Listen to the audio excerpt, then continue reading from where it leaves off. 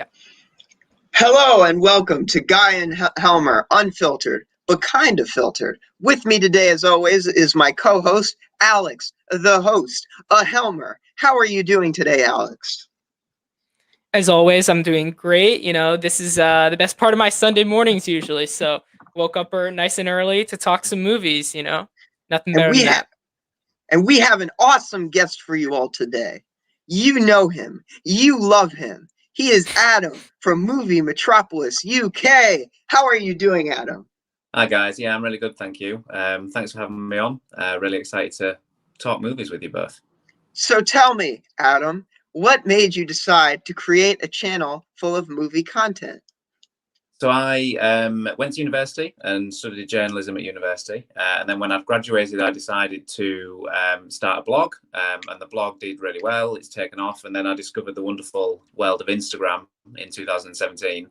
Decided to create an Instagram channel, which is kind of a sidestep from the blog that I have now. So we do interviews with people, all sorts of content, film reviews, opinion pieces, and there's a team of three other people who also write for the website as well. So there's myself and then three other movie buffs who like to write content for the website too. All right. Thank you. And they can find you at Movie Metropolis UK. Go follow him. Also follow us, but go follow him. Definitely follow him because he's here. He took his time out and came here to hang out with us. Okay, Alex, would you like to tell us what is new? I would. So we have a lot of topics this week. We weren't actually planning on doing a show this weekend, but True. As fate would have it, there's a lot of news, a lot of big releases that we're going to talk about today. So number one, we have two quick trailers that we're going to breeze through here. One is for the new movie Belfast, which is a new Kenneth Branagh directed film starring Ciarán Hinds, Jamie Dornan, Judi Dench. So I can start with this one. I recently just saw the trailer. It's very good. It got me, sorry, that's kind of a low-res picture, but it got me kind of Jojo Rabbit vibes. It was very heartwarming. I love the black and white cinematography. It looks very kind of Oscar worthy, but also very kind of heartwarming and just great in general. I can't wait for this film. What did you guys think of it? Yeah, I thought the trailer was really, really good. I actually only saw the trailer today after you guys had said it was going to be one of our topics. I've not even heard of the film, to be honest. But I thought it was really interesting that we've got Kenneth Branagh back behind the camera. I think he's a really, really underrated director, and this looks like the right genre for him to be tackling. I think it's going to be a really good one. I liked it. Thanks for the input, Guy. So we're going to move on to the trailer for Moonfall, the new Roland Emmerich disaster film, that happens once every 2 to 3 years. So, Adam, I know you told us before the show you're a big fan of disaster films. You're kind of a Roland Emmerich fanboy. What did you think of this trailer? Yeah, I think disaster movies are probably one of my favorite genres. Like, I just love we're sitting with a big bucket of popcorn and watching a disaster film.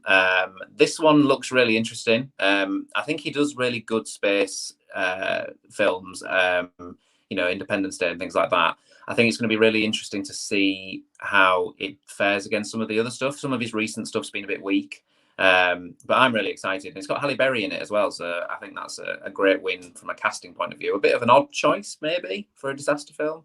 But I'm really, really, really excited to see this in the cinema. I need to watch this one in the cinema, definitely. Guy? I'm excited too. I think it looks epic. I mean, look, the one thing though, trailer was a little too fast for me. I need to slow down, but it does look pretty cool. I noticed a few people in it for a second, and then they went away. But it was really cool. It was very cool. Yeah, they were mostly focused on the gigantic moon that was coming to hit Earth. I mean, it's in the they really wait, was that the moon? I was title. Confused. I thought that was another planet. I mean, it's called Moonfall, not like Jupiter Fall. That's fair. Maybe it was another moon. Never mind. Possibly. Could have been. Yeah, that might be the twist. Yes. But so those were the two big trailers that we have. Now we're gonna move right into the meat of the show today. We're gonna move into it. we're gonna move into the only, or there are some other minor releases. I feel bad for them though, because we're not going to talk about them. But Shang-Chi, the latest Marvel film, the first one we've had since Black Widow came out in May, has released. It released in theaters only. It's going to be in theaters for 45 days before it heads over to streaming. So, Adam, let's get you over to you first. I know you haven't gotten a chance to see the film. Have you been anticipating it highly? Where does it place in terms of how much you were anticipating previous Marvel films, that type of stuff? It probably sits middle of the pack, I think. I think I was really looking forward to Black Widow, and I really enjoyed it. I don't know if I'm starting to feel a little bit of superhero fatigue at this point in time. I was a bit concerned as to how Marvel would keep the momentum going as they pushed on into Phase 4, because we've obviously had so many films now. The trailer looks really, really good. And most of the reviews I've seen have been really, really positive. So I am excited to see it. It's probably something that I wouldn't rush out to go and see, which is probably similar, unless it's one of the big event Marvel movies like Avengers. Yeah. I don't generally rush out and see them. I like to wait a little bit until the hype's died down. But I am excited to see it. And I think it's a really good addition to the MCU. I think it's much needed as well.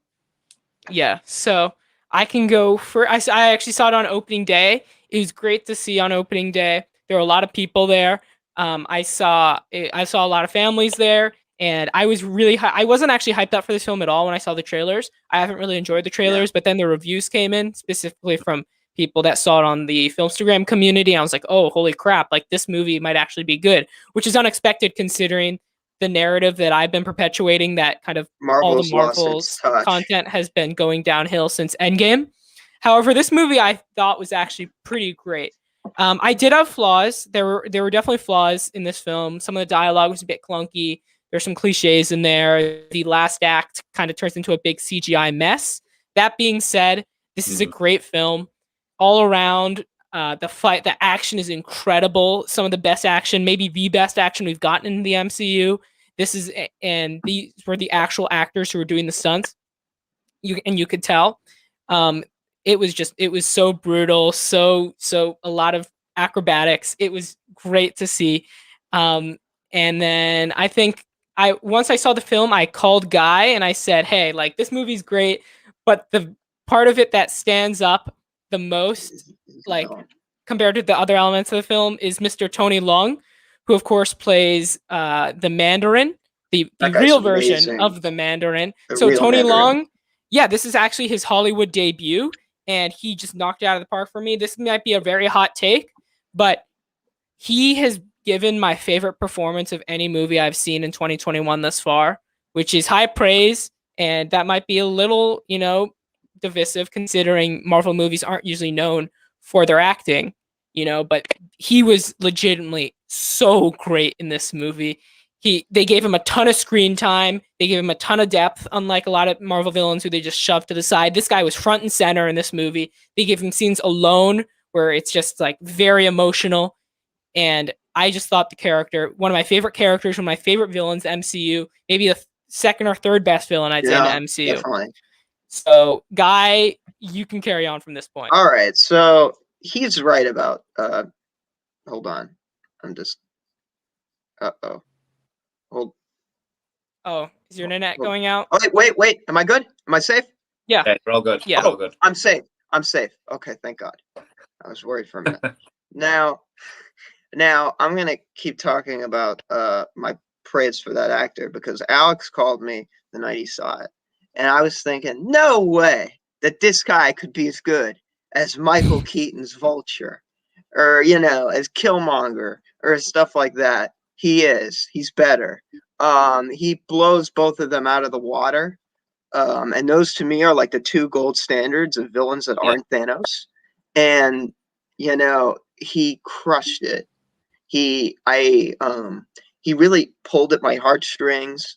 I'm not going to go into but it's an emotion. You get a little emotional, a little choked up, and he's not really the villain of the film, I would say. No. I think he is. I mean, I wouldn't say he really is the villain of the film, but I do think he is an antagonist. But the movie is visually stunning. The movie is visually just beautiful. And The fighting is incredible.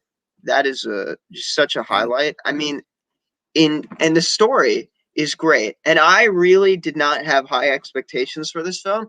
Like Alex, I really started thinking Marvel had lost its touch. Only because of stuff like Falcon, Winter Soldier. I was disappointed by the end of WandaVision. Yeah. And, you know, things were getting a little more I just noticed, especially on Falcon Winter Soldier, which was my most anticipated of the TV shows. Me too. It's getting formulaic. And this totally, they were like, no, we're not formulaic. And just like, and it was, in fact, something new and something really just incredible. And sorry, I was going to go on something you said. There are some formula elements in terms of how the story is paced, stuff like that. But also, I feel like they let the director, Destin Daniel Cretton, have more free reign. For those who don't know, he directed Just Mercy with Michael B. Jordan, Brie Larson, which came out last year. But he directed the hell out of this movie. I feel like he definitely had more creative freedom than a lot of other MCU directors. And so I thought he just directed this film flawlessly. The shots, the visuals, the action was shot perfectly. There were moments where I felt like I was watching a Roger Deakins movie because of how cool, like it looked like kind of the fight scenes in Skyfall, which when you had the shadows and you had like the bright lights behind the figures fighting, it just looked great, and he did a great job. And Simu Liu was incredible. He was also he's good. Yeah, I was very, very suspicious of his acting ability. I've seen him in Kim's Convenience, which is a great little show, Canadian show on Netflix. Incredible. But I never thought like he was even close to being like the next Avenger, the next like big, I believe it now, Marvel character. I'm not 100% sold on him as I was with Captain, like Chris Evans or Robert Downey Jr., but he's definitely like up there. He's definitely like, I like to the point where I care about the character. On the new roster, I think so. That's all. I think he definitely, he's got like, and it just, yeah, I think you'll really like it, Adam. We're hyping it up, but it's true. We have every right to hype it. It's fantastic. I think one thing we can say about the MCU is that they generally do get the casting spot on. Generally speaking, there are a few cases perhaps that aren't spot on, but generally speaking, the casting in the MCU is kind of a highlight of the entire series. You can't imagine anyone else playing those characters now because they've been so, the actors are so invested in those roles. So I'm looking forward to seeing it, and I'm guessing a similar feeling I'll get from that film as well. Yeah. And just a quick couple small things. Awkwafina was okay. I definitely thought she was the weakest part of the film. She's like playing herself, but like not all the comedy is as terrible as I thought. But at the same time, her character just felt a bit too cartoony for me. Number 2, the Shang-Chi's sister in the film, really badass. I'm surprised at how much I liked her. There's one scene with her that I won't spoil it. I think I knows which one I wasn't. I know what you're talking about. But other than that, she was great. Her fighting was. I thought I enjoyed her fight scenes more than anyone else. Probably she was great. Badass. And then the last small thing, the post-credit scenes. There are 2 of them. First one is very intriguing. I don't know exactly what it means. It's got a funny ending. And I know this is Adam. From your point of view, you're like, oh, this is exciting because this is exact same thing I heard from a review. I saw the film before I saw it. Like the post-credit scene's intriguing. I don't know what it means. Don't go so. I would not, for the first one at least. I would not keep your expectations super high. Yeah, like I did, because I thought it was something very interesting, and then I like saw it and I was like, this is still cool. But this is not what I thought it would be. It's also really funny. There's a part in the first post-credit scene that is awesome. Yeah, it's also great. Forgot to say this. Wong, who we saw in the trailer, is awesome. Terrific. He's really, really awesome. I think I'm at a point where I like him more than Doctor Strange now. So I'm a huge fan of Wong. And then the second post-credit scene, which happens at the very end of the film, I thought was absolutely terrible. It was my least favorite part of the entire movie. I don't think it's terrible. I thought it was really awful. The dialogue, there's like one line, and I was like, "Oof." There's one. They were teasing but like something. I think in comparison to the other one, I get what you're saying, but I don't think it was terrible. I don't think it goes. I thought it was really bad. I thought it was like really I feel like we got like so many credit scenes just like that one. So, but We anyways, have. so That's why I'm like. those are our thoughts on Shang-Chi. I think I haven't written my review yet because I was saving it for this video, but think I gave like a 7.7 out of 10, so around That's a good review. 3.5 to 4 stars. Guy, Yeah, I know pretty you gave it the full 5, Yes, full as fun. I like to call it, the full 5. So Full yeah, five. so yeah, go and see it. Go and see it in theaters.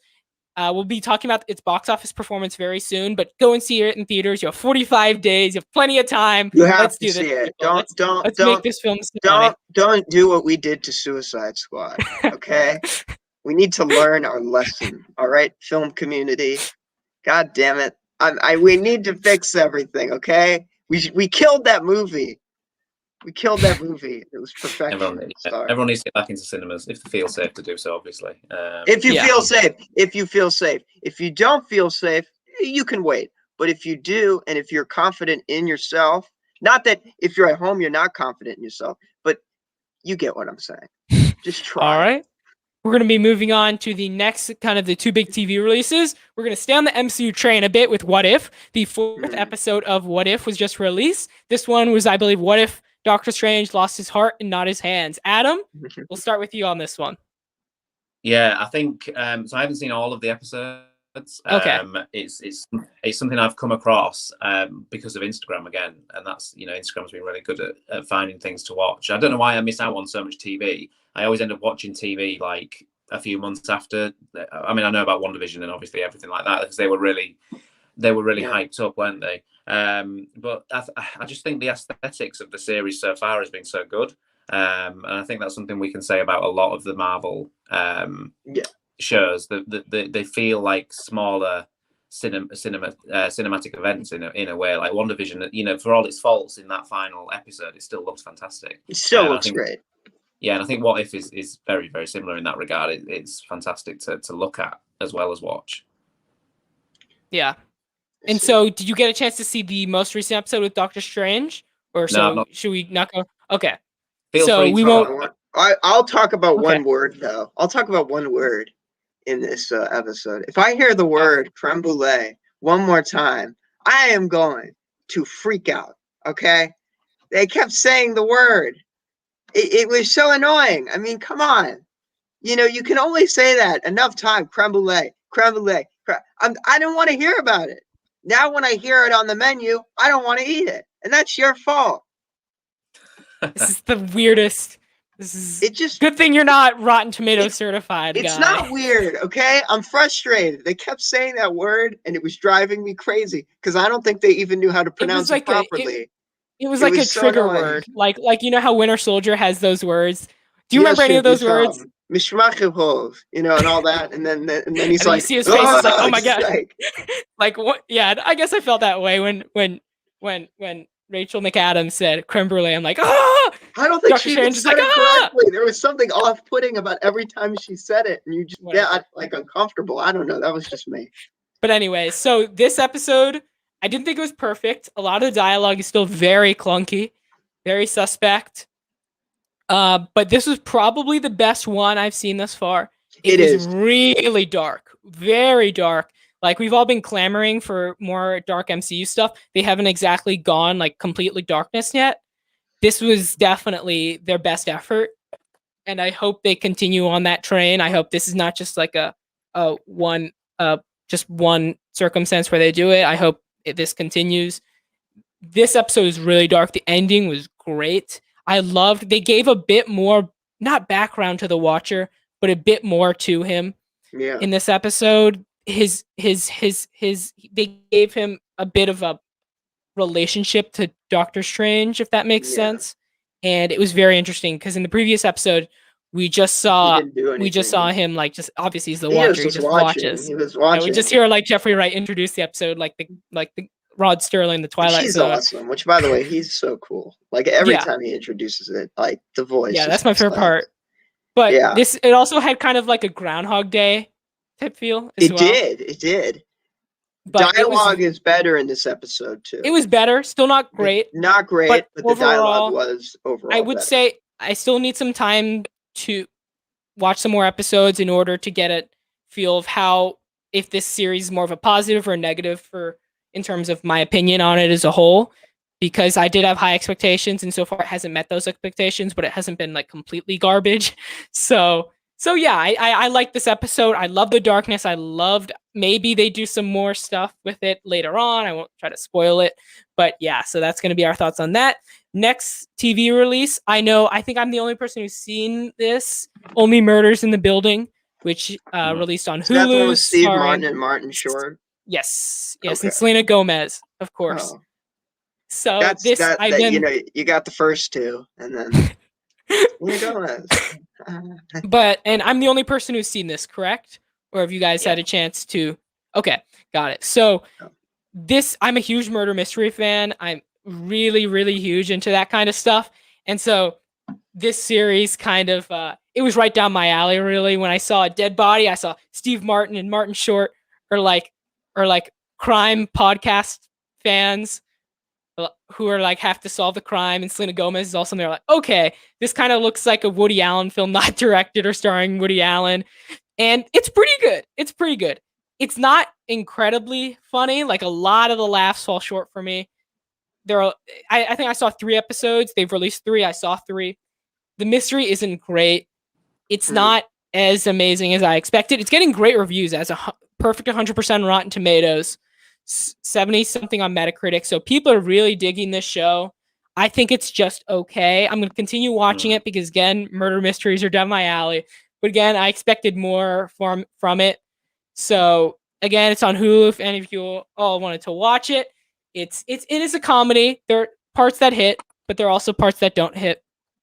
And so this isn't really a return to. Sorry, I was just saying that poster looks a little bit like Knives Out. Does it have a Knives Out type of feel to it, do you think? Or no, not. I feel like Knives Out was just more organic. It had like this chemistry, like this family feel, along with the mystery. It was also just better made. Like, it was, Rian Johnson's a great director, and he really demonstrated in that film. This is more.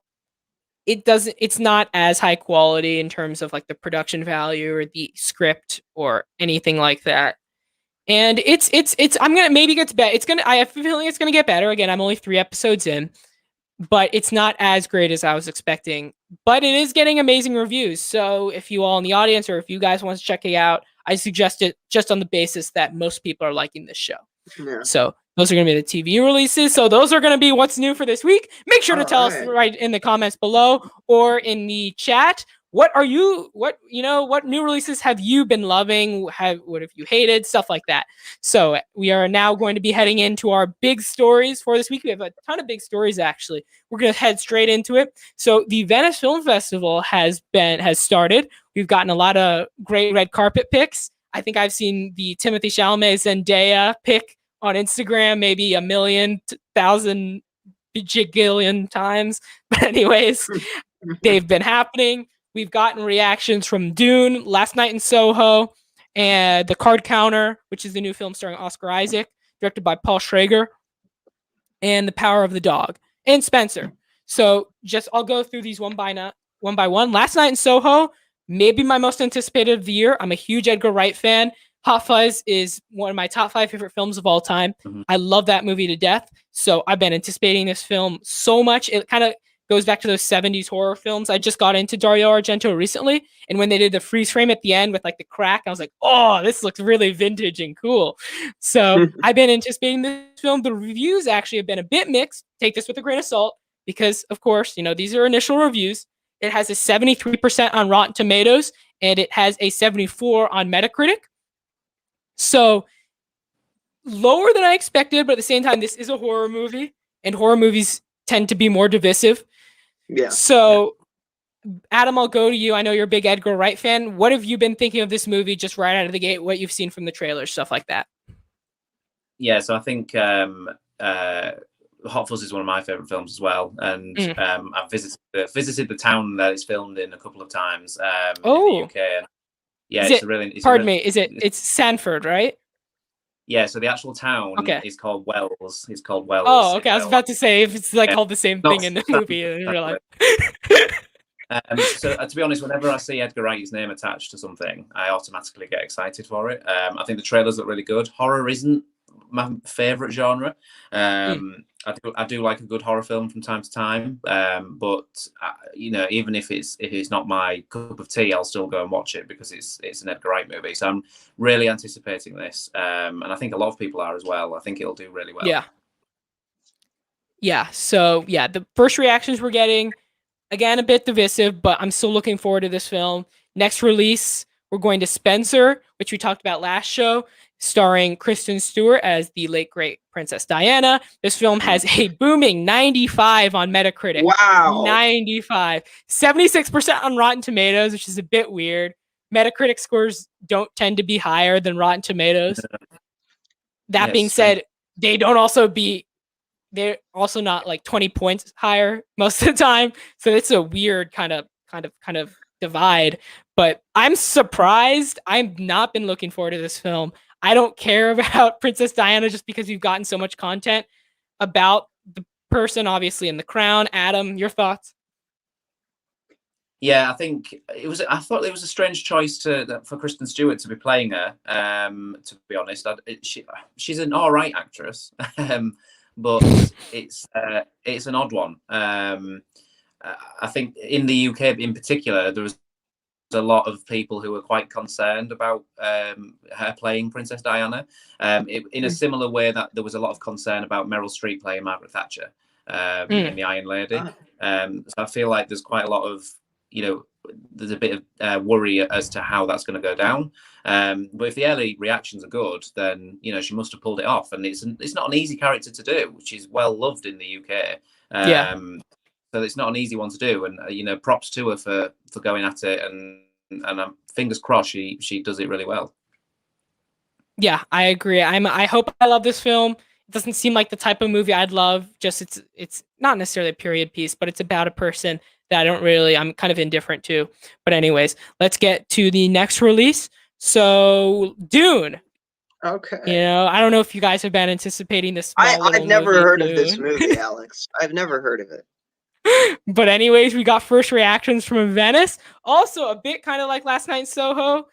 Not as amazing as we were expecting. I guess we were expecting, you know, the best movie since Star Wars, Lawrence of Arabia, and A New Hope combined into one.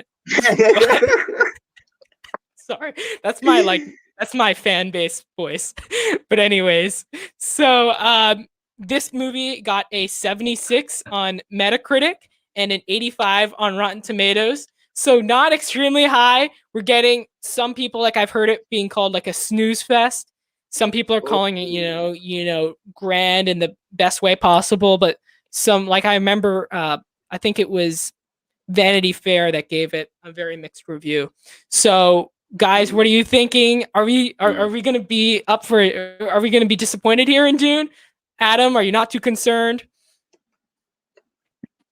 I think on Instagram in particular that Denise's fan base is massive, absolutely huge, and I wasn't a huge fan of Blade Runner 2049. I will say that. I wasn't a massive fan. I did think I thought it was a bit slow.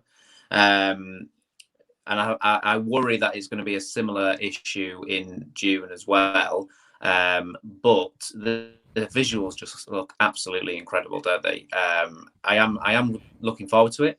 I'm a little bit concerned that it might be a little bit of a slog, a snooze fest, as you described it, Alex. But yeah, I'm looking forward to seeing it on the biggest screen I possibly can. Yeah, me as well. Guy, what are your thoughts on Dune? I know I haven't actually heard your thoughts on it so far. Okay, what are your thoughts on the first reactions as well as the film?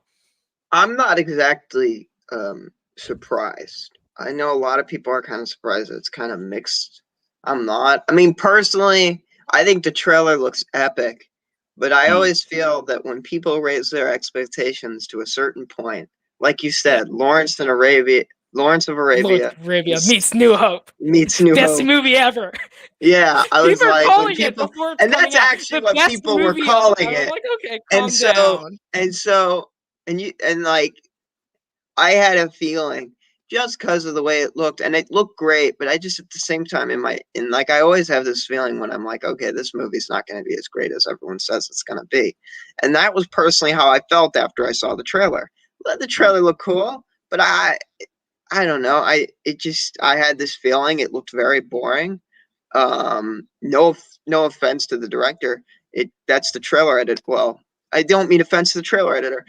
All I'm saying is I didn't really like it. And so when I heard this, I was like, yeah, I saw this. Let's not keep in mind, this is not like a 40 something. This is 85%. So if we're complaining about 85%, no. Well, because you told me that the other reviews were not so. I'm not surprised about. It got 85. No, it's just that. Look. They're not bad reviews. For any other movie, this would be very good. If I made a movie and I got 85% on Rotten Tomatoes, 76, and one guy on Vanity Fair called it a snooze fest, I would be like, okay, I don't care. My movie, got an 85 from Rotten Tomatoes. But this is Dune. The best movie of all time. Lawrence of Arabia and A New Hope combined into one. So, I don't know. I don't want to be a hater here, but, everybody... And I just don't want it to become a thing where it's like, the community becomes too wound up about this film. It's like, if you don't like it, like, we're going to shun you. It's like the Snyder Cut. Yeah. Sorry. Not that the Snyder Cut's bad. Don't kill us. Don't kill us. But again, I'm still anticipating this film highly. Maybe audiences love it more than critics have. Maybe the critic score even goes up. Again, these are just the first reviews out of Venice. So let's move on now. So those were the first reviews from the Venice Film Festival. Let's go on to the next big story, which is we're going to go back to Shang-Chi for a little bit. We're going to talk about its box office performance. We didn't get the overall box office numbers from the weekend, but we did get its initial first day numbers. It broke F9's record for, the biggest opening day number. It got, I believe, 29 million. And if you break F9's record, that's an achievement. That movie broke a ton of records in, the midst of a pandemic. So, and, Fast and Furious fans, let's get a shout out. Let's get a shout out in the chat. But anyways, guys, is this a win for theaters? Are we going to get overall disappointing numbers as we keep going? What do you think? I think that we may get, I think this part is a win. But I don't think we're going to keep it coming because I went to my theater and when I saw Shang-Chi, there were like 12 people in the theater. And I'm not saying that bases it off of everyone else, but I do feel that people are still very scared, justifiably so, of the pandemic. But I really do think, I think a lot of people, also at the same time, like, it's a movie. We don't even know the character. It's a great movie. Go see it. I think that might hurt it a little, but I do still think it will be. I at the same time, I think it will be successful. I think it will keep going in Pride, and just marching through. Yeah. My theater was pretty packed. I saw an opening day. It was pretty packed, which was great to see. There were a lot of families there. So, but again, you said your experience was different. Like your theater wasn't as packed. Again, it'll be very interesting to see. This is a movie that is getting a theater-only release. Disney obviously believes in this movie. It's getting great audience scores. It has, I think, like an A+ on Cinema Score, or I guess maybe I'm talking about the Rotten Tomatoes audience score. But this is getting great reviews. If this can't succeed in the pandemic or in the middle of the resurgence of the pandemic, I'm not sure what can, because this is getting great reviews. People, like, the trailers were playing everywhere. It's an MCU film. So I'm not sure.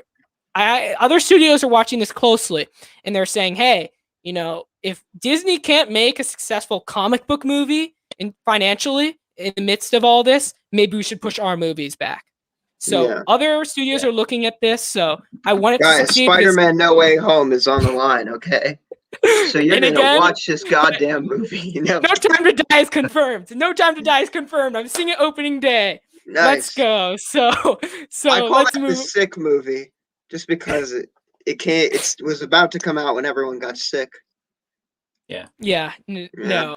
They released a new No Time to Die trailer, and I was fanboying it. I'm a huge James Bond fan, so. But anyways, let's move on to the next big story. Oh, speaking of delays, Top Gun 2 and Mission Impossible 7 have just been delayed. So, Adam, you already told me you're a huge action blockbuster kind of guy. I'm assuming you're a Tom Cruise fan. What do you think of the recent news? And does this kind of answer our queries about the Shang-Chi's performance possibly initiating more movies to then like move their release date. Bum, bum. Yeah, so I am a big Tom Cruise fan. Wasn't a good day for Tom Cruise when both of them were announced to be pushed back, was it? But it's disappointing. I feel like we need something like that to go and enjoy at the cinema. I can get why the studios are doing it. I mean, we've had so many films pushed back now. It just feels like natural progression. It just feels like it's every time we wake up, another film is being pushed back. The problem is that going to keep snowballing? So obviously they've been pushed back to next year. So those films that have been pushed back from this year to next year, they're going to be then pushed into 2023, for instance, because they need time to breathe. So one of the key ones I was thinking of was Jurassic World 3, Park fan, and I should have already seen that film. And now it's been pushed into 2022. But are all of these amazingly big blockbusters? Are they going to have enough time to make enough money? Even if the pandemic comes to an end at some point next year, are they going to make enough money? Because there's going to be so much coming out at once. So yeah, it's disappointing. Yeah. I would have liked to have gone and seen a Mission Impossible film this year. I think that would have been really good. But I mean, they need to maximize the return as much as possible, don't they? Yeah, and then I feel like we're going to be living in a constant age of pushing back. Like I'm going to be in my 80s when I'm like, like this movie was supposed to come out like a year ago. Still going afoot. And Tom Cruise will still be alive and well by that. He'll still be alive, jumping on airplanes. But like we're going to be in a constant place of movies getting pushed back a year. I can't think of. I'm just really hoping for that time where we don't have to talk about movies getting pushed back. We can talk about seeing movies exactly when they come out. Because I remember once upon a time, pushing back a movie was like, oh no. Like that means this movie is terrible. That's what everybody, like New Mutants, for example. So, but anyways, in regards to this specifically, I'm a huge Tom Cruise fan as well.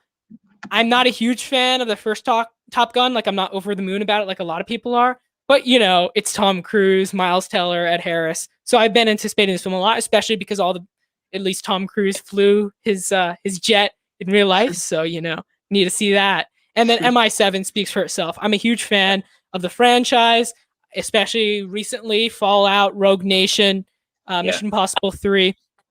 Mission Impossible 4, Ghost Protocol. I've been a huge fan. I think it's a two-parter, which is interesting to see. Of course, the regulars are returning. Some new additions like Palm Clemente, who played Mantis in the MCU. We also have the guy, I forgot his name, who played the guy in the first Mission Impossible that's coming out. That's very vague. I'm sorry, but this guy's coming back. But anyways, those are going to be our thoughts on the recent delays in the world of movies. Next piece of news, we're just going to get through this quickly. A bit of sad news: the late great Ed Asner passed away over the last week. Guy, I know you're a huge fan. I mean, you're a huge kind of comedy guy. What are your thoughts on just Ed Asner's legacy as a whole, what he's left behind, that kind of stuff? What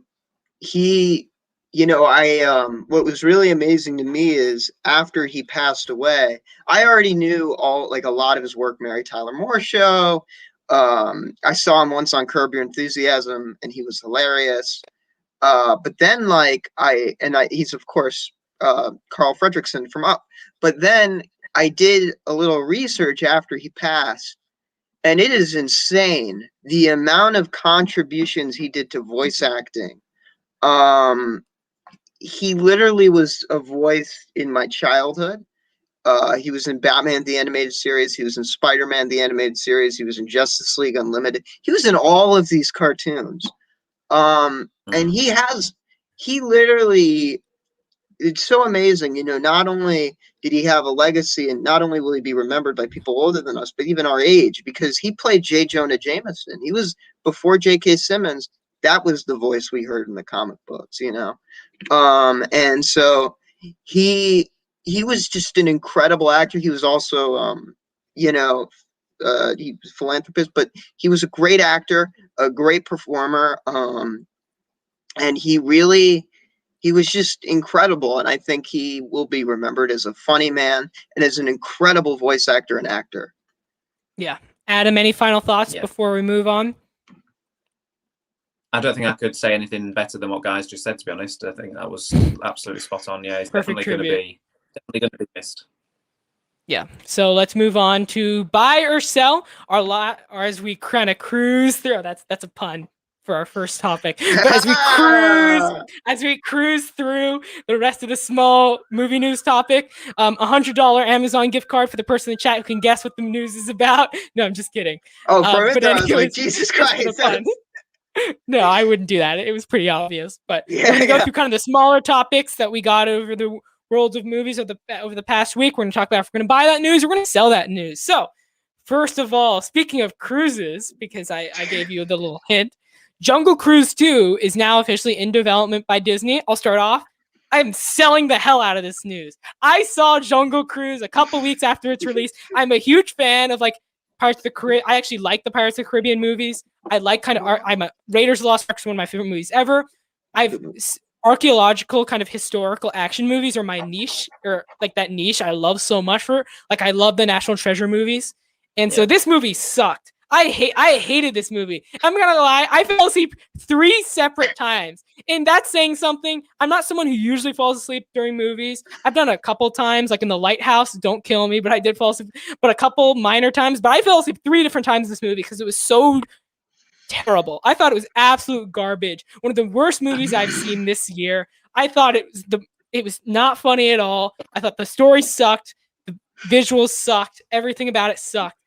And it's making money. Great. They're making a new one. I don't even want to go on the ride. I don't want to. Actually, I do want to go on the ride. That's a good ride. Come on, man. I'm selling the hell out of this news. Did any of you see Jungle Cruise? No. Yeah, I've seen it. Yeah. What did you think? Did you like it? I didn't hate it as much as you. Okay. I'm a bit of a sucker for Emily Blunt, to be honest. I love Emily Blunt. Yeah. Yeah, I thought she was pretty good in it. I think she deserves a little bit better. But I think I'll sell it as well. I'll sell the news because I don't think we need another one. But I can see why they're making one. Yeah, me too. I just don't want it. So that is going to. And you're selling it, Guy? Are you selling it? Yeah, I don't give a shit. Just, who cares? It's like another Dwayne "The Rock" Johnson movie. Are you kidding me? I love Dwayne, to be honest. We'll be talking about him soon enough. He's great, but like he has enough. You know, he's got enough. Does he really need to do another one of these? You know. But let's head on. Let's head on to the next piece of news. Chris Evans and Scarlett Johansson are set to star in the next Dexter Fletcher film. It's going to be a romantic action film called Ghosted. For those who don't know, Dexter Fletcher directed Rocket Man, which was actually one of my favorite films that was great. of 2019. I'm a huge Elton John fan, but I'm a huge Chris Evans fan. I'm a huge ScarJo fan. Them playing kind of romantic couple in an action rom-com type of thing is so awesome. Because these two, I completely ship them, despite the fact that ScarJo is what she has a kid with Colin Jost or whatever. So, but you know, it's Chris Evans, who's like the best guy on the planet. ScarJo is awesome. Them coming together, Black Widow and Captain America, which you never got to see, you know, come together as like a couple in the MCU, are now coming together. What are your guys' thoughts on this? I'm buying this. I'm buying, especially because also the director is great. Yeah, I'll buy it. I'm buying that because Dexter Fletcher's fab, and I think you've sold it to me, to be honest, with Black Widow and Captain America coming together. So the hype. Who wouldn't want to watch that? I'm buying it.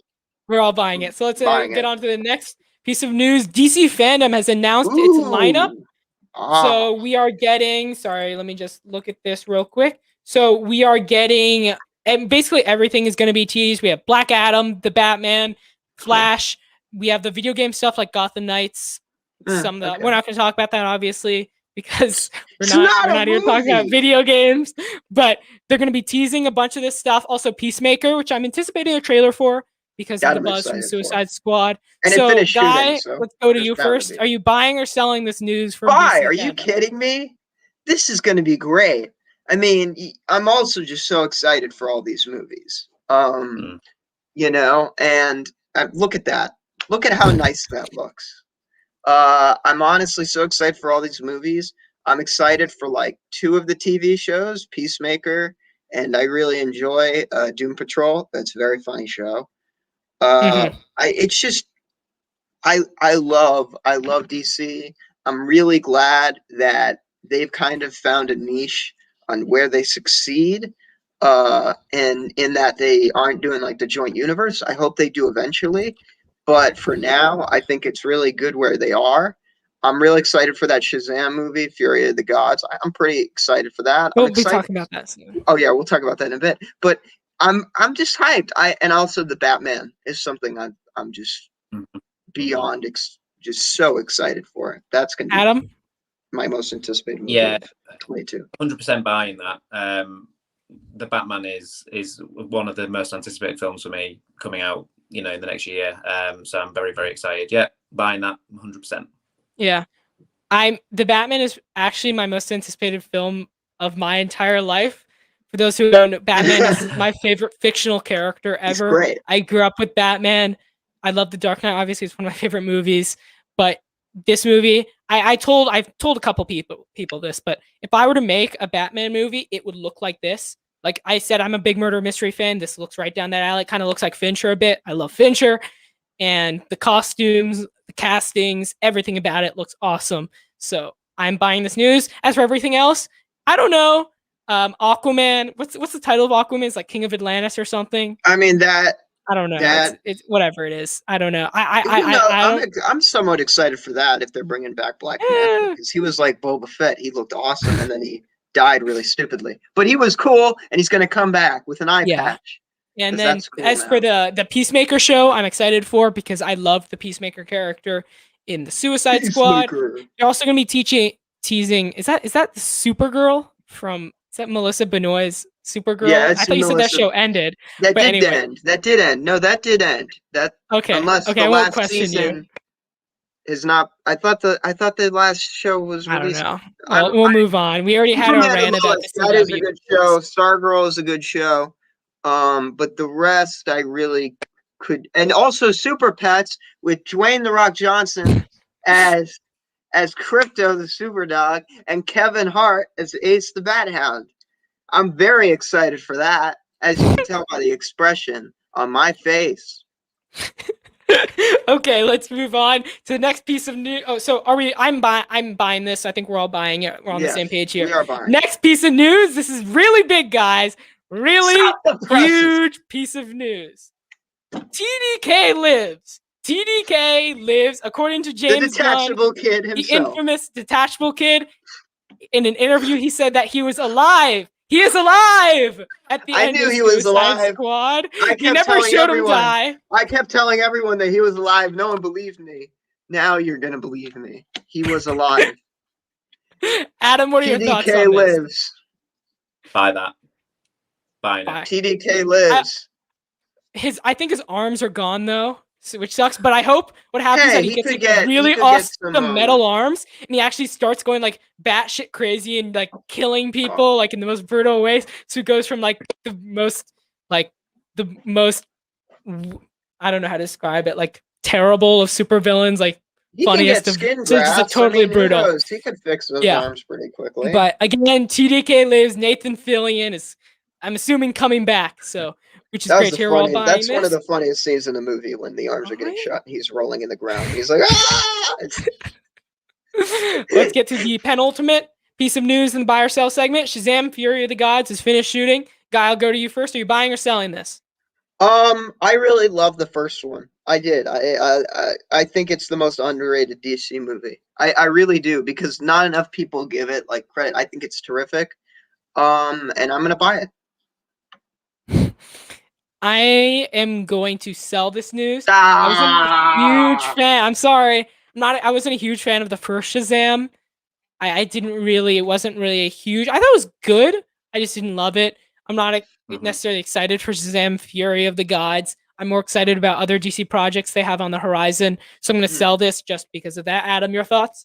All right, fine, do that. Yeah, I'm going to agree with you. I'm going to sell it. I did like the film, but I didn't love the film. I probably will go and see it, but it's not something I'm going to rush out and see. Yeah, I agree. So let's get on to the last piece of news, huge piece of news that is going to have implications on the rest of the world of blockbusters, comic book movies, MCU. This is huge, guys. They knew it was going to break Twitter. Marvel has wished a happy birthday to Keanu Reeves. This confirms that Keanu Reeves is now in the MCU. They have wished him a happy birthday. He is here, folks. Keanu Reeves is in the MCU. I am 100% buying this.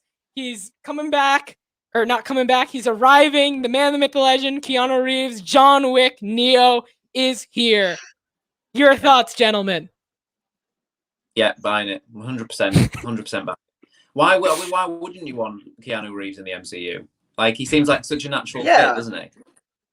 No, I'd buy. I mean, I think it's cool. I really don't know who he could play, but yeah, No, I'll buy it. Because it's just everyone that he could play has been taken, as I've said. But I think that he could play somebody, who knows it. I could see him in Multiverse of Madness or something like that. Making his debut there. But going off on a non-sarcastic note for a sec, the internet was going crazy about this. Obviously, I was doing, again, my impression of the fan base. People do were it again. Oh my god! Keanu Reeves is confirmed for the MCU because Marvel wished him a happy birthday. Marvel should wish me a happy birthday because everyone's not then going to say, "Oh my god, are you confirmed for Doctor Doom?" And I'll say, "Yes, of course, I'm playing." Wait, Dr. do you Doom actually think that might be who he's playing? No, that's who I would play. Okay. I was like, is that? I didn't know, or maybe he could play Mr. Fantastic. He's kind of got the build for that. Although Mr. Fantastic's stretchy. But yeah, no, it's just funny how the internet gets wound up about stuff like this, But I mean, it's Keanu Reeves, it's Marvel, two of the biggest kind of forces within the pop culture zeitgeist. So, I mean, they're coming together in this one little tweet. But again, if I were to be completely honest, no, Keanu Reeves, I do not think is joining the MCU anytime soon. Maybe in the future. Our biggest chance was Moon Knight. That was like the biggest chance for Keanu Reeves. Yeah, it was, MCU, and in my opinion. And it's now Oscar because Isaac, which is I can't cool. really see Keanu. I can't really see Keanu in kind of like a toned down version. Like John Wick is perfect for him because he's that gritty type of actor. I can't really see him in like a less intense role, something like that. Hey, he played Duke Kaboom in Toy Story 4. Yeah, that was great. I also loved when he played himself in Always Be My Maybe, which is a great little movie on Netflix if y'all haven't seen it. Rom-com starring Randall Park, and Keanu Reeves plays himself in the film, which is awesome. But so I think we're all gonna fake buy this news for now. We're gonna put it in our shopping cart and then take it out right before we get to the register. So those are going to be all the topics we're going to be talking about today. That's going to come to the end of Guy and Helmer Unfiltered, Kind of Filtered. Adam, before you leave, obviously you have your Instagram tag in your nameplate. Is there anywhere else people can find you or anything else you wanted to talk about in regards to your Instagram before we leave? Yeah, so guys, follow me on Instagram. There's also the blog as well, so that's moviemetropolis.net. And there's all sorts of articles and content and interviews with directors and actors and things like that on there. So check it out. And thanks for having me as well. I really appreciate it.